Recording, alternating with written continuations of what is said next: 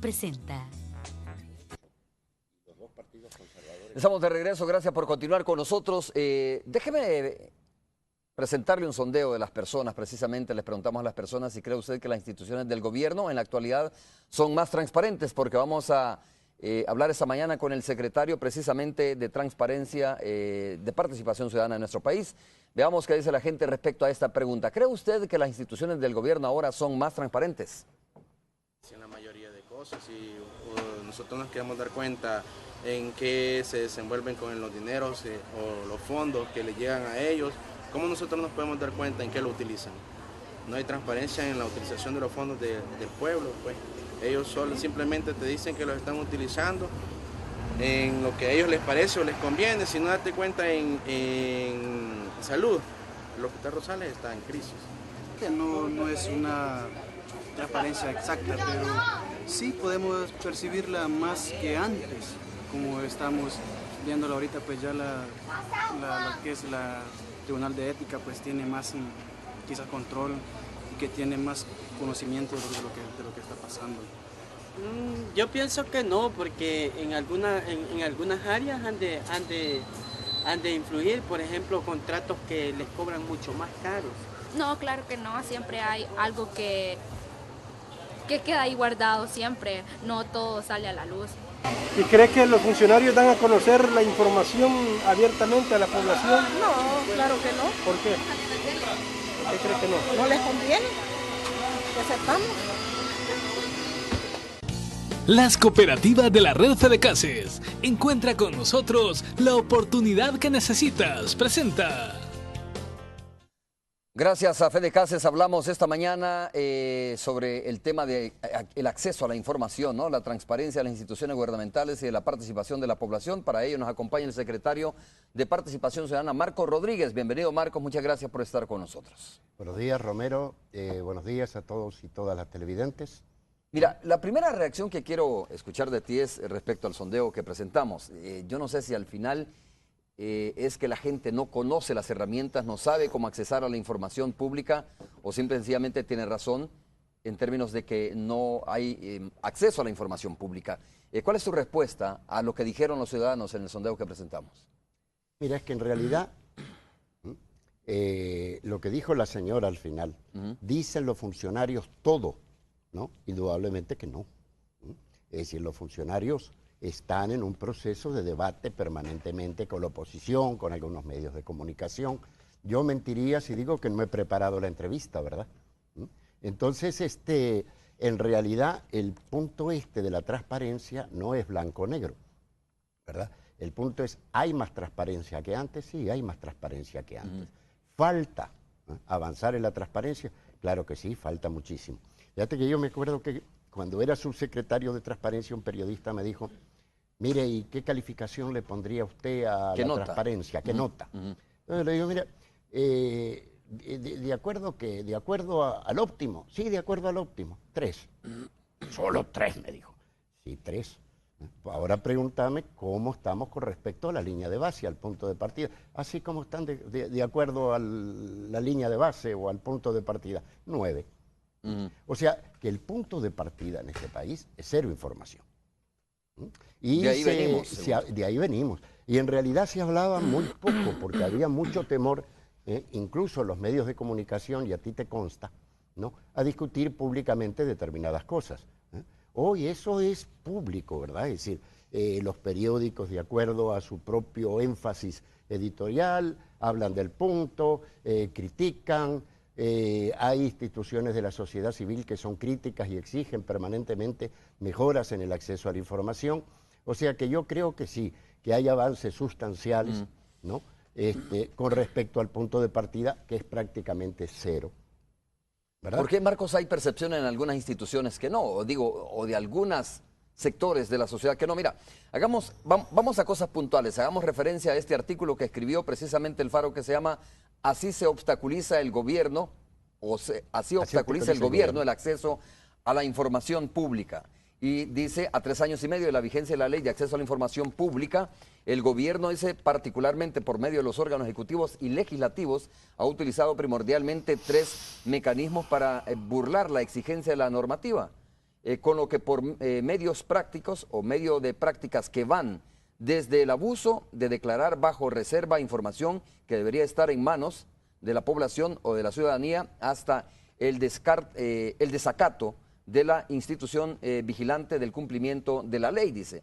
Uno de los mecanismos para saltarse las obligaciones de la Ley de Acceso a la Información Pública consiste en abusar del artículo 21 de esta ley, de la Ley de Acceso a la Información Pública, el cual permite que funcionarios públicos soliciten de cierta información que se mantenga en secreto durante un plazo de hasta 7 años. Te leo los 3 que enumera el Faro. Dice, y el segundo es el desacato de órdenes giradas por entidades como el Instituto de Acceso a la Información Pública y la Sala de lo Constitucional de la Corte Suprema de Justicia, que velan porque se cumpla el derecho a la población o a la ciudadanía de conocer sobre las actuaciones del gobierno. Y el tercero consiste en declarar que no existe la información solicitada. Ahí tienes, según esta investigación del Faro, o según este artículo del Faro, 3 mecanismos que según ellos está utilizando las instituciones del Estado para no brindar la información. Ahora, para ser honesto, primero no es una investigación. Bueno, es un artículo. El artículo no está balanceado, no hay ninguna versión de parte del gobierno, es un círculo entre el diario de hoy y ALAC, que hizo un estudio de 296 requerimientos de información, que es menos del 1% de la información dada, y no coincide con la realidad, para ser misericordioso. Vamos a poner un ejemplo, ¿no? Se dice que uno de los mecanismos que se usa para negar la información es que es inexistente. En realidad, el monitoreo de las 34.290 requerimientos de información que se han dado en 2 años de vigencia de la ley, 2 años, no 3 años y medio, como dice el periodista, ¿no? Señala que se ha declarado inexistente 1.270, o sea, el 3.91%. Puede declararse, incluso señala un caso de una información de OPAMS, que no es parte del gobierno, incluso el título, ¿verdad? Esto hace el gobierno para no dar la información, y después tiene información de la Asamblea Legislativa, de OPAMS, o sea que son instancias el Ejecutivo y el autónomas. Legislativo. Exactamente, en este país se entiende por gobierno el Poder Ejecutivo, ¿no? Entonces el articulista le endosa, ¿verdad? Es decir, cuánta dificultad hay en el acceso a la información al Ejecutivo. En realidad, y pone un caso de OPAMS, ¿no? En el caso real que está en el instituto, ¿no? Lo que señaló OPAMS es que la información solicitada se había estropeado porque estaba en los sótanos de la institución, lo cual es habitual con los archivos, y que estaba estropeada, que no la podían entregar.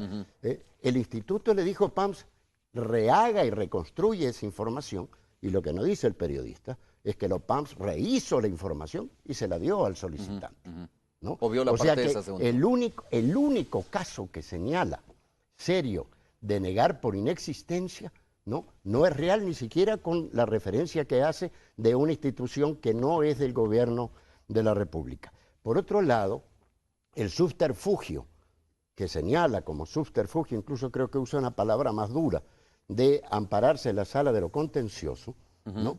Es un derecho legal que tiene cualquier institución. A ver, cuando tú tienes demandante y demandado, ¿no? El demandado en particular, el demandado, que en este caso es el titular, ¿no? Tiene derecho, ¿no? a ampararse igual que el demandante, por lo menos igual que el demandante. Fíjate que en todos los países... Es como el debido proceso en este caso, ¿no? En todos los países, es el debido proceso. En todos los países del mundo, sin excepción.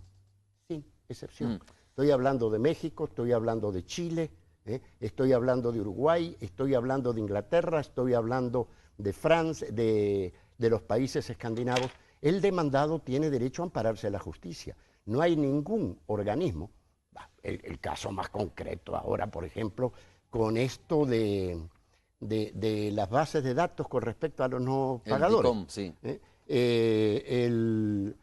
La Superintendencia de Competencia en la Sala de lo Contencioso perdió, se amparó en la Sala de lo Constitucional, o sea, fue el caso inverso, y la información se le niega a esta empresa por parte de la Sala de lo Constitucional estar usando información de los usuarios sin su debida Oye, autorización. Marco, eso le decía yo Entonces, precisamente a Roberto Rubio. Le decía, Roberto, esto es el debido proceso. Le guste o no le guste, es decir, puede acudir la institución demandada o la afectada a la sala de lo contencioso administrativo. Entonces, pero él decía, a ver, pero está siguiendo a una sala que ha demostrado por años que tiene una mora y que ha demostrado que no es eficiente. De hecho, ellos le llaman la sala de lo retencioso, ¿no? Es decir, entonces, saben ellos que es infuncional, estoy tratando de repetir los conceptos de Rubio, y por lo tanto se van a amparar a una sala que no funciona, ¿no? Mira, yo vi la entrevista que tú le hiciste a Roberto, Sí. en el cual compartimos Que por cierto tengo unos fragmentos de la entrevista para que los 15 discutamos. años en la Funde. Y a mí me llama la atención el manejo de que un recurso puesto en la sala de lo constitucional es un acto ciudadano y democrático. Pero un recurso puesto en la sala de lo contencioso es un recurso contra la Casi democracia. para la impunidad, según O sea que podamos aquí entender. depende de en qué sala recurres tú. Y tú mismo, en esa entrevista, decía, bueno, de la sala de lo constitucional estamos esperando la resolución sobre el TLC, sobre la dolarización, Ley de amnistía. sobre la ley de amnistía, y aparentemente Roberto Rubio no está apurado por eso.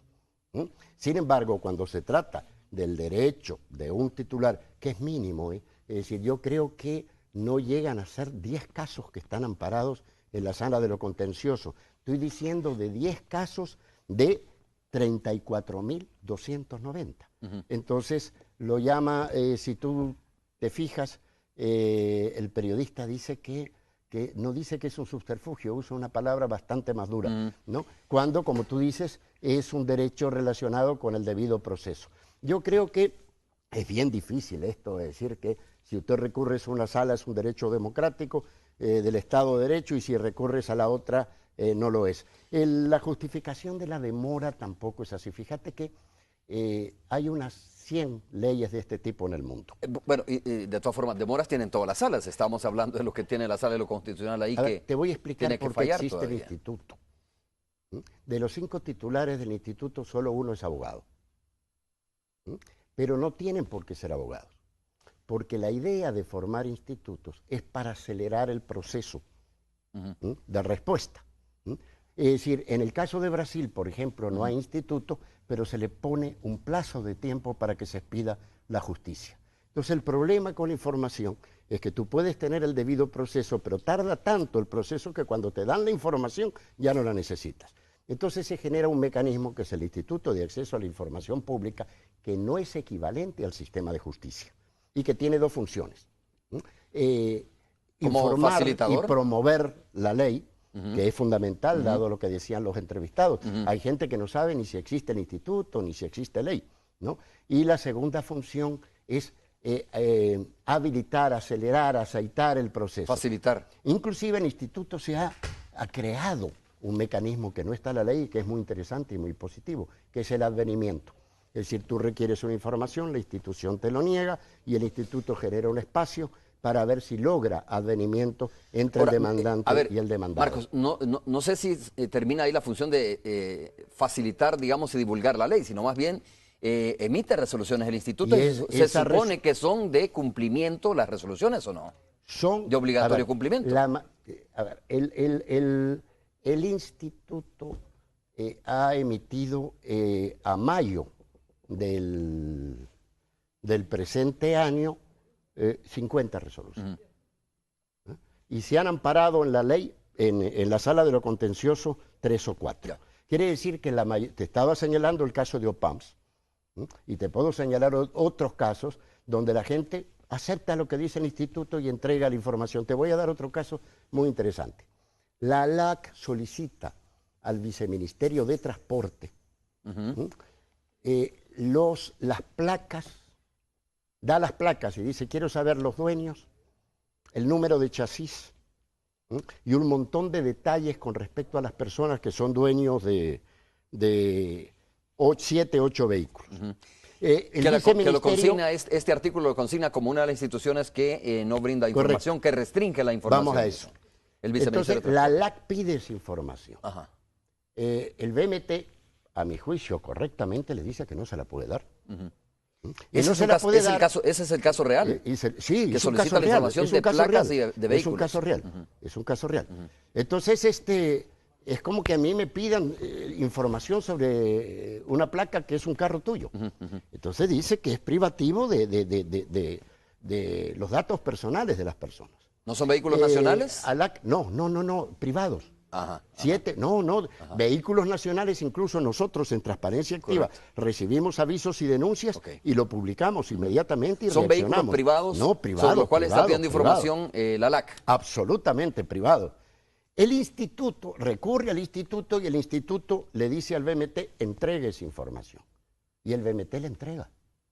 Y solo dice, anoto que cualquier problema que tenga el particular es responsabilidad de los solicitantes. Pero el BMT entrega la información, ¿no? Una información que para mí es altamente cuestionable. Es como que si alguien viene aquí a Canal 12 y empieza a anotar placas de carros particulares, del dominio también público. puedes pedir la base de datos de las placas en Sertracen. Y indudablemente te van a decir que eso es un poco complicado, porque hay también información, hay una discusión permanente, ¿verdad? Incluso México ha aprobado una ley específica con respecto a la protección de datos personales. Es decir, ¿dónde está la franja entre qué es público y qué implica protección de datos personales? Marco, y este ejemplo que me estás poniendo es precisamente el que finalmente hace que se acuñe al Viceministerio de Transporte como el que no brinda información. Fíjate que yo ¿O hay otros casos requeridos al Viceministerio del Transporte que no ha sido facilitada la información? Fíjate que tu pregunta es muy interesante. Yo tengo aquí el informe de ALAC. Y si tú observas, dice ahí cuáles son las instituciones que han dado menos información, pero en ningún lugar aparece cuánta información requirieron, cuánta se dio y cuánta se negó. Realmente, fuera de algunos casos, el informe de ALAC no tiene un solo dato cuantitativo. Tiene muy pocos datos cuantitativos, pero son 74 de 296. O sea que no deja claro, ¿no?, cuánto solicitó a cada institución. Y ¿cuándo se cumplió? Nada. Es decir, ese informe es público, lo pueden bajar de internet y carece totalmente de información de respaldo. Vamos a hacer la primera pausa. Tengo unos recortes de la entrevista que hicimos con Roberto Rubio y vamos a escucharlos cuando regresemos en el siguiente bloque. Nada más te leo, tú ya me ponías un ejemplo del por qué se considera que el Viceministerio del Transporte es una de las instituciones, por qué lo consideran estas instituciones o este artículo como de las 3 instituciones, dice, que más restringen el acceso a la información pública.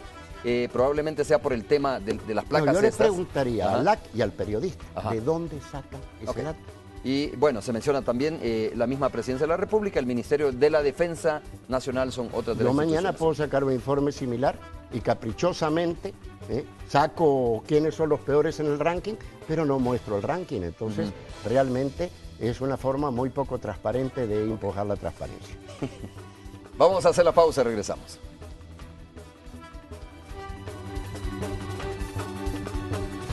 Las cooperativas de la Renfe de Cases. Encuentra con nosotros la oportunidad que necesitas. Presentó.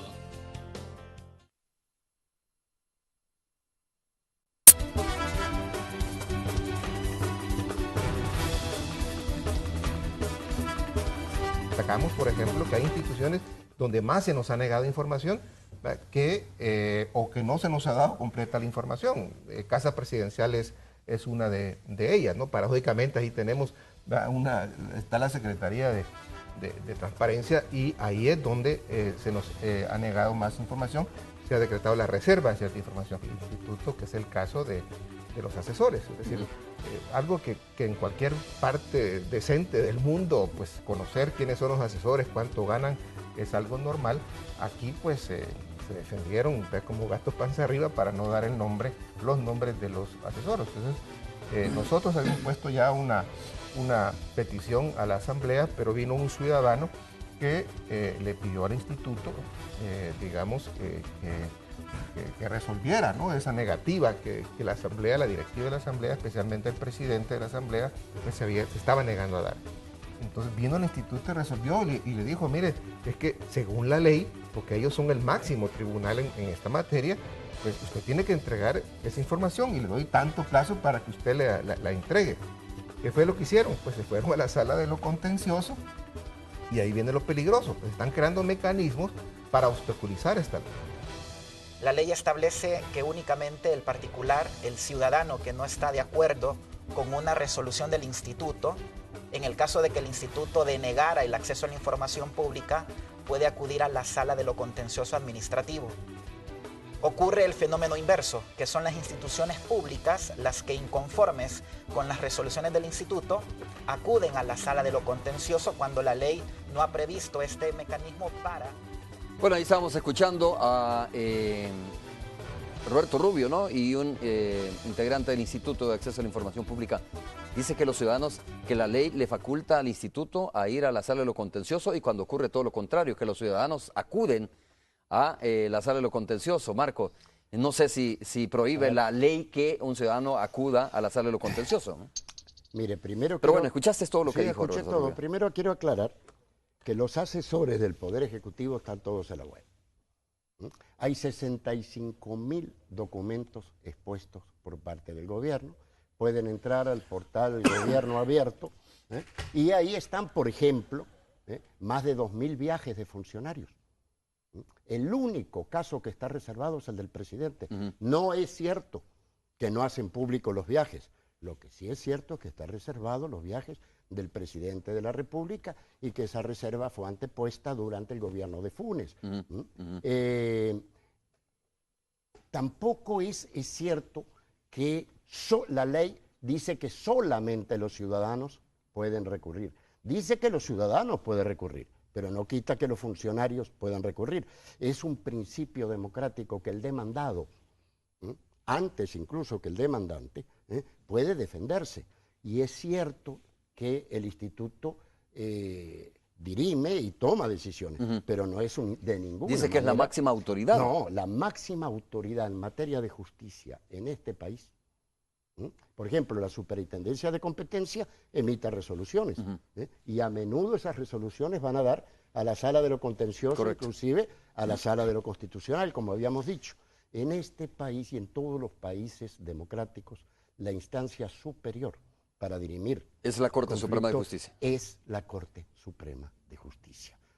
Y plantear que no fuese así, ¿no? Bueno, tendríamos que revisar si le podemos aplicar el mismo criterio a la Superintendencia del Sistema Financiero, a la Superintendencia de Competencia, etcétera, etcétera, etcétera. Entonces, creo que realmente es una forma un poco, incluso, si así fuese, ¿no? Deberían de demandarlo en la misma Corte. O sea, si fuese ilegal ampararse en la Corte Suprema de Justicia, me imagino que estas instituciones deberían poner una demanda a la Corte Suprema de Justicia y decirle, señores, ustedes no se deben involucrar en eso porque nosotros somos el máximo organismo decisor. Una corrección que me hacen por correo, hay 2 abogados en el instituto y quiero aclarar que esto no es peyorativo. El instituto tiene comunicadores, tiene abogados, tiene ingenieros, y uno dice, bueno, ¿y qué hace un ingeniero en el instituto? Eso es importantísimo para la información por internet y para el open data que se le llama y todo lo que tiene que ver con tecnología e información. O sea que el instituto no pone la condición de ser abogado porque su función no es solamente pronunciarse y mandatar, sino también tener un concepto general de cómo promover la transparencia. Marcos, en esa investigación, o en este artículo del Faro, ¿no? Se hace referencia a cosas concretas. Tú ya mencionabas que lo único que está reservado son los temas relacionados a la presidencia de la República, y en efecto lo reconoce aquí la publicación. Por ejemplo, dice, manutención de invitados extranjeros, viajes de expresidentes y todos los informes de auditoría, dice. ¿Reconoce Casa Presidencial que en efecto hay reserva? Hay reserva, sí. Inclusive el caso de visitantes extranjeros tiene que ver con una solicitud realizada con la visita del presidente de Chile a El Salvador. Los casos, en el caso de las solicitudes de ALAC, ¿no? Las reservas, lo que se ha denegado por reserva es el 4 y pico % a la ALAC. Es interesante porque de este dato lo extraje de la hoja web de la Unidad de Acceso a la Información Pública en Casa Presidencial, no de ALAC. Acá no hay ningún dato, es decir, y realmente 4 y pico % es mayor que el 1, menos de 1%, que es el promedio. Ahora, en general, cuando se trata de presidencia, en todos los países del mundo hay mayores condiciones de reserva, tanto por el criterio de seguridad, ¿no?, como por la jerarquía y el tipo de información que maneja. Ahora, hay casos, ¿sí? Por ejemplo, los que tú señalas, ¿verdad? Son básicamente 3. Los viajes, la publicidad y las auditorías. Las auditorías, los 3 casos señalados y emblemáticos. Nosotros ahora estamos justamente trabajando para que se hagan público la publicidad, ¿verdad? Para mí el punto central es lo que dije al principio. ¿Está el país en buena ruta en torno a la transparencia? Indudablemente. A ver, solo un apartadito, una precisión sobre eso. Transparencia está trabajando precisamente para hacer público el tema de la publicidad. Está trabajando, sí. Inclusive, mira, en realidad, te voy a dar un caso. La solicitud, que es interesante para los televidentes. Entre las solicitudes recibidas este mes, que está finalizando, hay una persona, omito el nombre, aunque no necesariamente es secreto, porque eso es público, pues es ¿verdad? parte de la transparencia, que se sepa qué persona es, ¿no? Pide, el señor Carlos Ernesto Aguirús Ventura pide la cantidad de papel resma y cajas que consume de forma individual cada Secretaría de la Presidencia de la República para adquisiciones y oficinas, periodo comprendido entre el 2005 y el 2013. Ayer me estaban diciendo que realmente han tenido que poner 2 personas a abrir cajas y buscar recibos para poder responder a esto. Porque no es que tú respondes así nomás. Tú puedes dar una información y te falta alguna boleta. Es decir, la información debe ser completa. Debe ser precisa, debe ser completa. Entonces, figúrate, esta persona posiblemente, no posiblemente, digo yo. ¿Con qué razón, con qué intención? Él no argumenta en su petición la razón por la cual quiere saber las resmas de papel que se han consumido en ese periodo. Desde el 2005. Sí. Desde el 2005. No lo argumenta y no tiene por qué hacerlo. Una de las cosas positivas de la ley es que se parte de que tú tienes derecho a la información y por lo tanto no tienes por qué justificar para qué necesitas la información. Pero hay casos de abuso. Yo creo que es probable que en algunos casos haya casos de abuso por parte de titulares. También es cierto que hay casos de abuso por parte del demandante. Te voy a plantear otro caso que es interesantísimo, ¿no? En el caso del Seguro Social, se han hecho desde enero a mayo, ¿no?, 502 solicitudes de información. De estas, 401, o sea, casi el 80%, ¿no?, lo hace 3 personas vinculadas a la empresa Cellfood. Esta empresa vendía jabón líquido, ¿no?, que utilizan los médicos. Y los términos de referencia a las bases de licitación decían, históricamente, durante 10 años, que tenían que tener un envase X. Alguien cambió eso y dijo, ¿y por qué tiene que tener este envase si claro, podemos pedir galón? ¿Se modificó la ley en ese sentido? A ver, las bases de licitación. Simplemente no se especificó cuál era el tamaño, que esta era la única empresa que vendía ese tipo de tamaño. Otra empresa ofertó galones más barato y ganó la licitación. Desde ese momento, esta empresa solicita pero todos los días, día por medio, información, al punto de que el seguro tiene 2 o 3 personas exclusivamente para atenderlos. O sea, aparentemente, ¿no?, el arrebato de transparencia es cuando una empresa pierde una licitación a favor de ahorrar recursos de los derechohabientes. La empresa o las personas, 3 personas de la empresa que aquí están, piden una 110, otra 8 y otra 283 requerimientos de información. Prácticamente el seguro tiene 2 o 3 personas solo para contestarle a ellos. Quieren saber el nombre de la enfermera o de la persona que cambió la base de licitación, etcétera. Entonces decís, bueno, ¿hay abusos por parte de los titulares? Posiblemente sí. ¿Hay abusos o excesos? Cuando por parte de Marcos, los demandantes también. ¿Hay sesgo, crees tú, sí, sesgo político, ideológico en esta situación de pedir esta información en algunos casos, crees? Mira, hay una acción predeterminada, pues, digo. Sí, a ver, yo creo que es legítimo que la oposición sea más aguda, justamente por su carácter de oposición. En realidad, yo rehuyo al argumento de que esto no hay que darlo porque el que me lo pide es malo o porque no me gusta.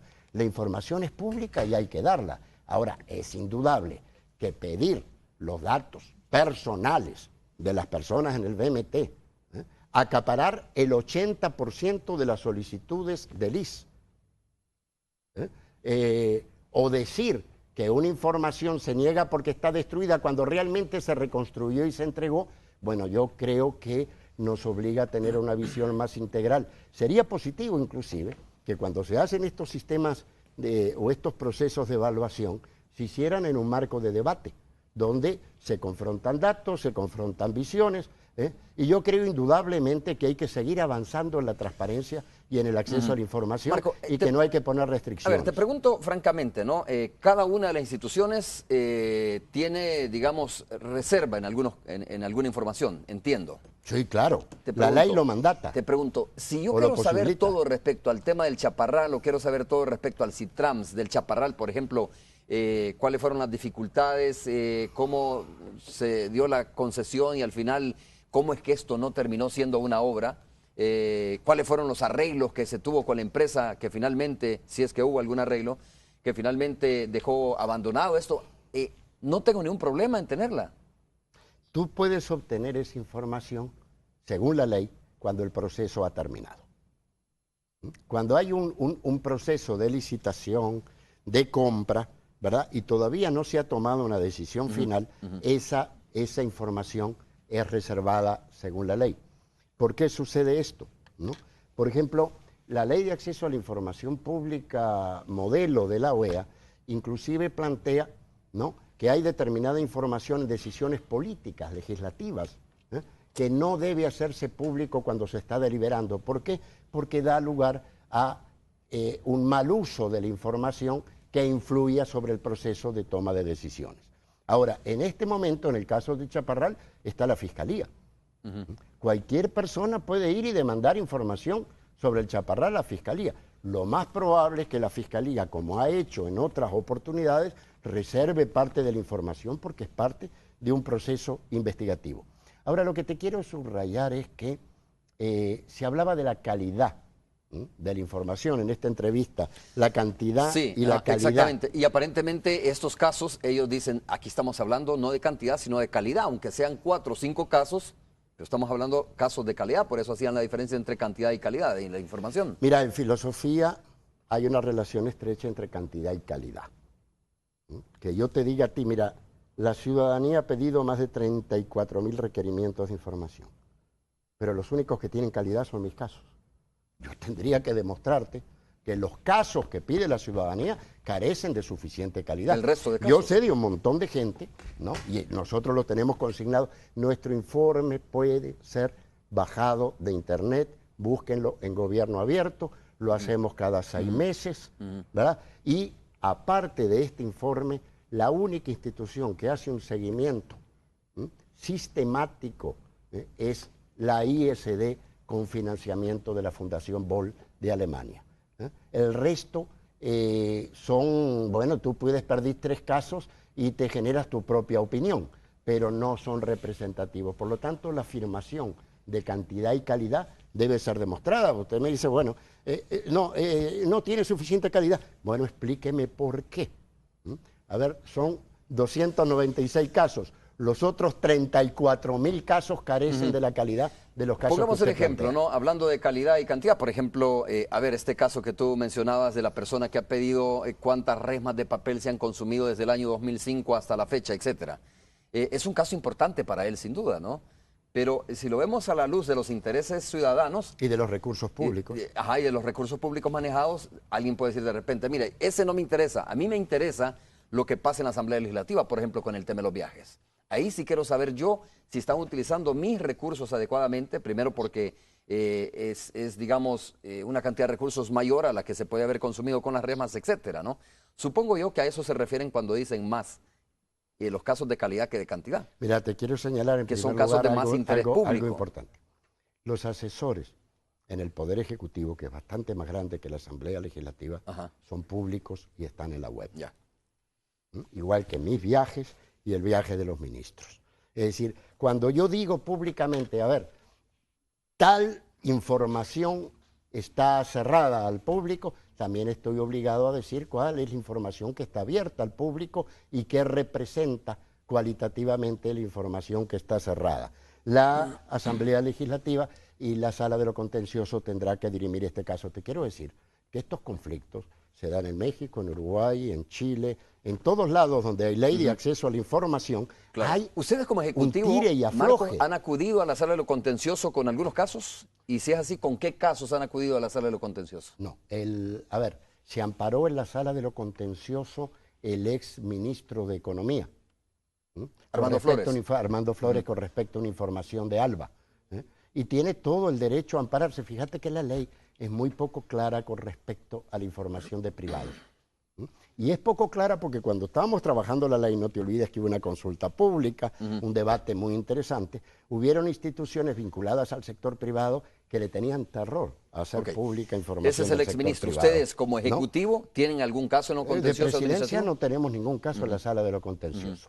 No, desde el punto de vista desde presidencia tengo entendido... Que se amparó en la Asamblea Legislativa. Puedo verificarlo, pero no conozco ningún caso relevante. La Asamblea Legislativa sí se amparó en la Sala de lo Contencioso y algunos titulares lo han hecho, pero es ínfimo. Es decir, escribir un artículo diciendo que ese es... A ver, el gobierno, ¿cómo es que dice el título del artículo? Es que es realmente...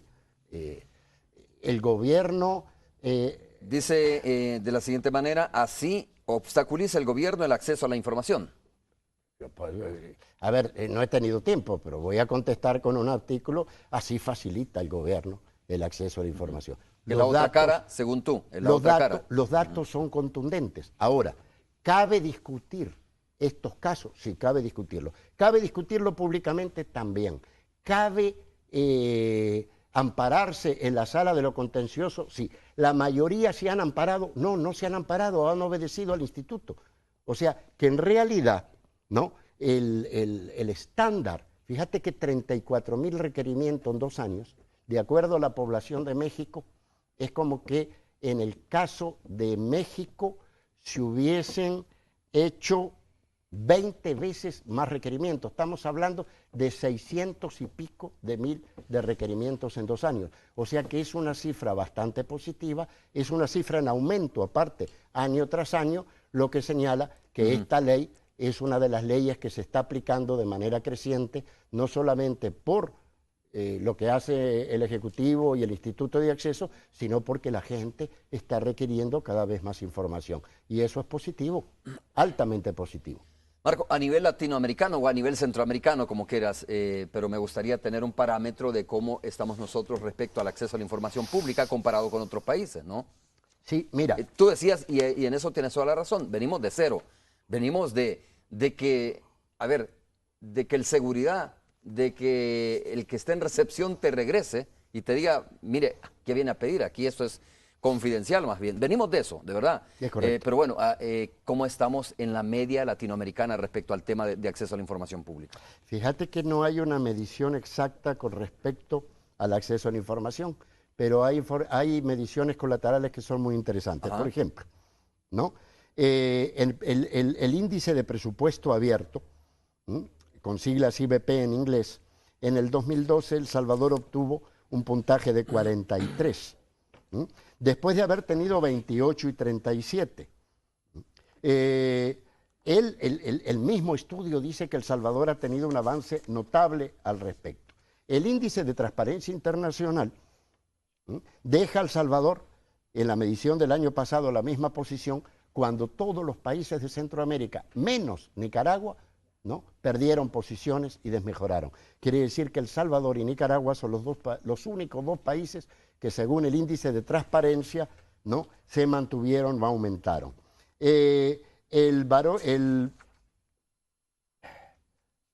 Alianza para un Gobierno Abierto, dicho sea de paso, al salir de aquí voy a ir a una reunión, a un desayuno, te expliqué esto por teléfono, con la FUNDE, con FUSADES, con una alianza de organizaciones civiles en la cual también participa el gobierno para recibir sus propuestas para el plan quinquenal en términos de transparencia, hizo una medición el año pasado y en esta medición El Salvador es en América Latina el segundo país después de Chile, ¿no?, en avances en términos de cumplimiento de gobierno abierto. O sea que solo Chile en América Latina sale mejor situado que El Salvador en términos del análisis del gobierno abierto, y en esta alianza participa Estados Unidos, Sudáfrica, Francia, México, Brasil, o sea que no estamos tan mal parados.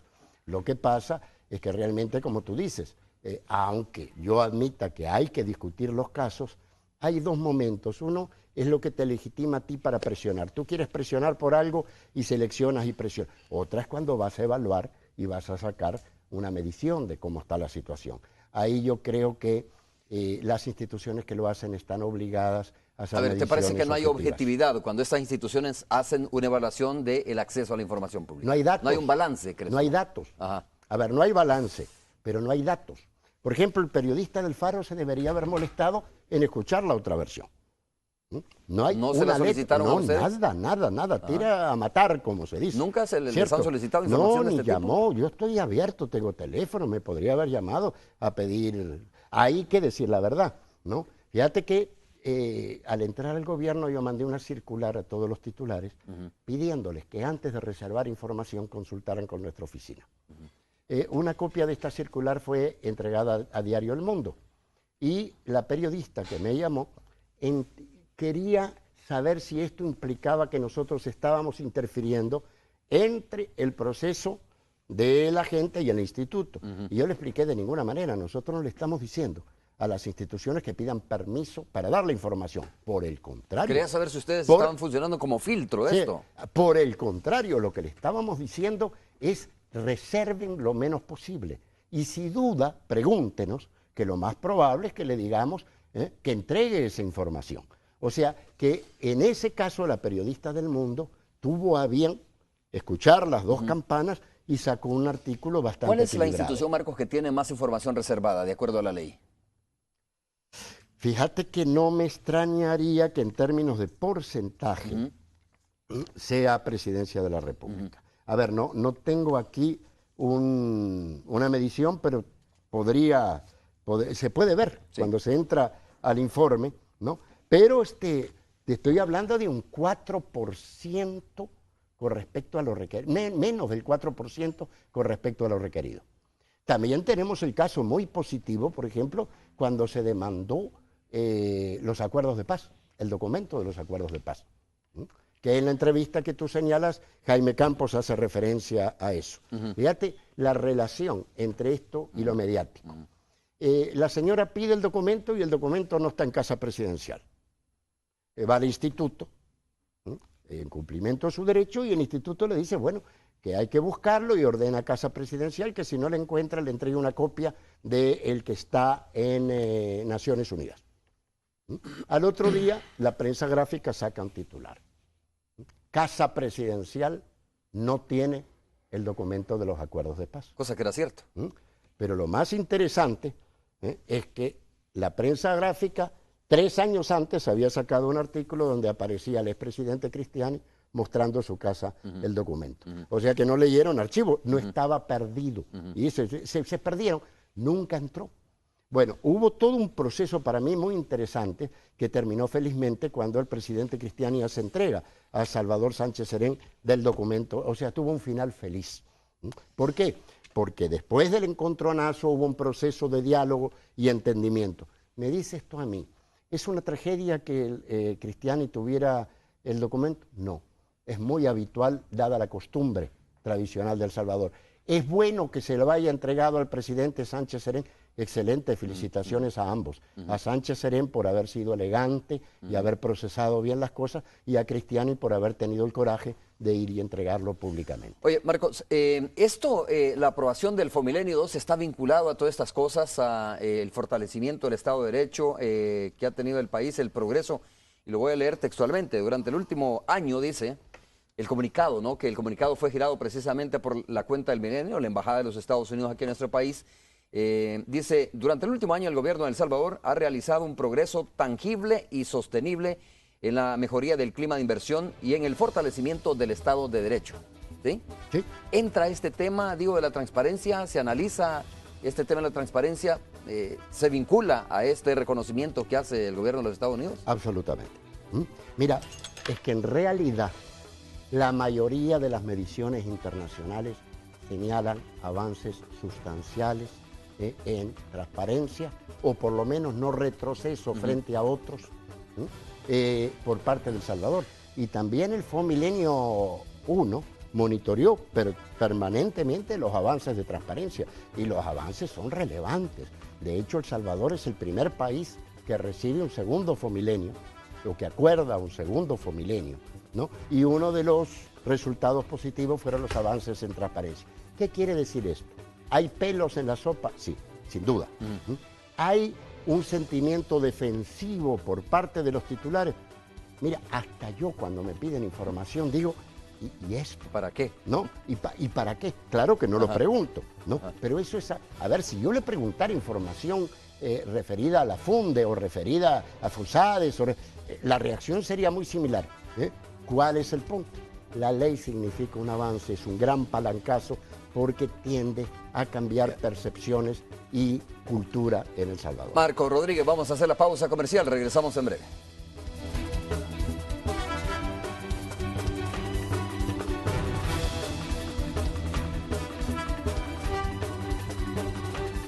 Gana presenta. Vamos a ir con Tony Cabezas en la radio 102.9. Tony, ¿cómo estás? Un gusto saludarte. Igualmente a ti, Romeo, ¿cómo estás? Y bueno, estoy viendo a Marco Rodríguez, a quien tuvimos recientemente por acá. Qué gusto saludarlo también tal, Tony? A través de estás? este contacto. Que bueno, ¿cuál es el tema que les ocupa? Obviamente, pues la transparencia.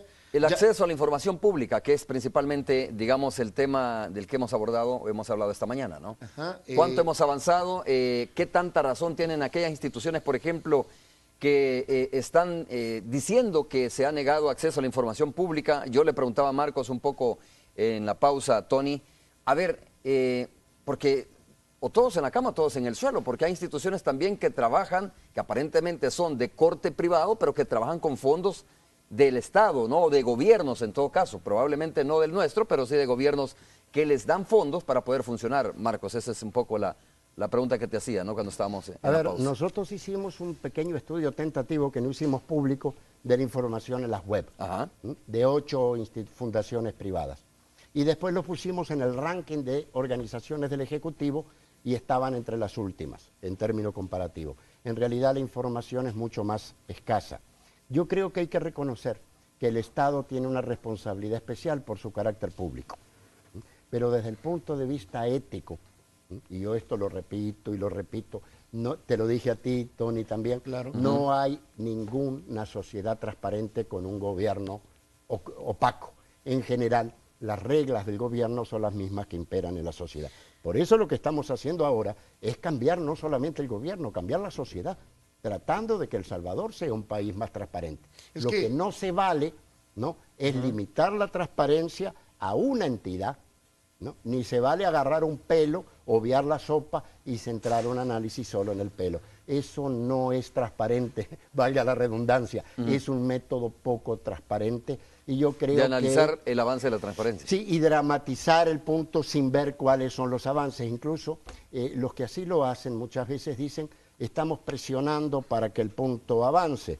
Y mi punto, bueno, está bueno, digo, pero cuando ustedes emitan análisis, traten de hacer un esfuerzo para ser objetivos y tengan cuidado de no ser liquidacionistas. O sea, de que tú, por ponerte en una postura tan radical y absoluta, entonces desanimas a la población porque dice, ni voy porque no me la van a dar, cuando en realidad se está entregando más del 96-97% de la información que se solicita. Se trata, yo creo que platicamos un poco de esto, de interiorizar todos una nueva cultura de transparencia. Ya no se diga, o sea, es mucho más obvio en un funcionario público. Cuando venimos, qué sé yo, de una época de oscurantismo, entre comillas, si lo queremos llamar así, a una nueva época donde pues las cuentas del Estado y lo que hacen los servidores públicos debe ser mucho más transparente. Dice Marco que esto debería extenderse incluso a la empresa privada. Y a las fundaciones. Y a las fundaciones. Y a mí como persona. O sea, en realidad, ¿verdad? En términos de responsabilidades, el Estado va primero. Sí, claro. Pero en última instancia, o logramos un cambio de toda la sociedad, ¿cierto? O esto va a tener limitaciones porque en el gobierno, ¿no?, y en los partidos políticos se reproducen las mismas reglas que regulan la vida social. A los políticos, a los gobiernos, no los trajo un objeto volador no identificado o los parió una elefanta, sino que son producidos por la misma sociedad. Es decir, el tamaño del reto que tenemos es muy grande y yo creo que es necesario. Es como que yo dijera que la ley se aprobó solo por el gobierno. No, la presión social y el papel de las organizaciones de la sociedad civil fue fundamental. Es más, aunque discutamos, la presión de la sociedad civil y de los periodistas, por cierto, es un factor a favor de la transparencia. Lo único que yo estoy planteando es que esto hay que hacerlo transparentemente. Por ejemplo, en la entrevista que tú mencionas, dice Roberto Rubio, bueno, que no hay transparencia, los asesores en el gobierno no hay transparencia. Se pide información de asesores. Los asesores de la Asamblea Legislativa, la Asamblea Legislativa no es el gobierno, los asesores del gobierno de la República están todos en la web. Los viajes, menos el del presidente, están todos en la web. Entonces me dices tú, son más de 2.000 Bueno, y la viajes. pregunta, fíjate qué interesante, y la pregunta lógica en esto, ¿no? Es ¿por qué los viajes del presidente no están en la web? Tú decías por cuestiones de seguridad. Eso es lo que se aduce, razones de seguridad. Te voy a dar el caso, ¿no? En el caso de Perú, el presidente debe informar cuando viaja a la Asamblea Legislativa de Perú, costos, viáticos, etc. En el caso de Chile, esa información no es oficiosa.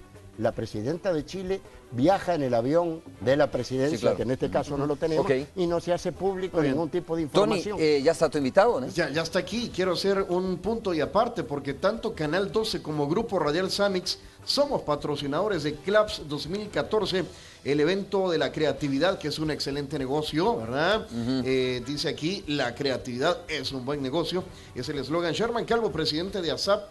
Y está Joshua Rueda Mego, director creativo asociado de Rivera Rivera, sobre pues este evento que es importante para la industria publicitaria de nuestro país. Y tal como tú lo dices, somos patrocinadores. Don Sherman, si nos recuerda las generales de este evento, ¿no? Para poder compartirlo a través de Canal 12 y por supuesto la Radio 109. Perfecto, muchísimas gracias. Muy buenos días, Romeo.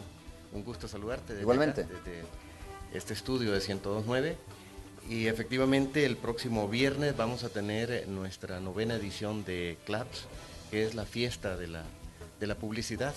Tratamos de que coincida con el Día del Publicista, que es el tercer viernes de octubre. En este año pues se nos desfasó la celebración del Día del Publicista, por razones de espacio, porque siempre seguimos por el éxito obtenido el año pasado en la plataforma de la feria de CIFCO, donde vamos a tener ese día tan importante, en la cual vamos a entregar 10 conferencias magistrales para todos los que vivimos de las ideas, para los estudiantes que crecen en su participación año con año. Así es que estamos listos ya en toda la coordinación, con todo el esfuerzo del comité organizador, nuestra directora ejecutiva, Analicia Arbizur, y la campaña que ha promovido este evento para tener el mayor número de participantes en la edición 2014, que es la 9ª edición. Don Sherman, creo que nos vamos a ver el viernes y vamos a hablar más ampliamente sobre este tema, ¿le parece? Espero que sí, por ahí. Un abrazo, muchas gracias, Tony, saludos también. Un saludo para Marco, hasta allá en el estudio. Tengo que hacer una pausa comercial, regresamos, Marco, ya para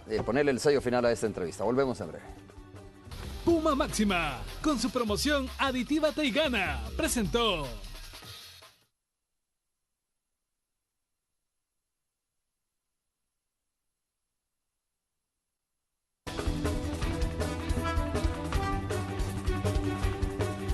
Gracias a Marco Rodríguez, secretario de Participación Ciudadana, por haber estado con nosotros. Bueno, así cumplimos nosotros, ¿no? Escuchamos a Roberto Rubio, ahora escuchamos tu opinión respecto a este tema que me parece que es de mucho interés para la población salvadoreña. Gracias, Marco. Bueno, gracias a ti, un llamado a todos los televidentes para que pidan información. No, a ver, bien dicen que las cosas se desarrollan usándolas. ¿No? Hay que usar la ley, hay que pedir información, pedirle a la gente que use la información y también a los medios en general, algunos están muy bien, balancean, otros que tratemos de hacer un esfuerzo ético por ser lo más objetivo. Muchas gracias, Marcos. Saludos para ti. Gracias por habernos acompañado. Ustedes también nos vemos el día de mañana a las 5:30. Es todo. Buenos días. Mr. Donut, abiertos las 24 horas, presentó.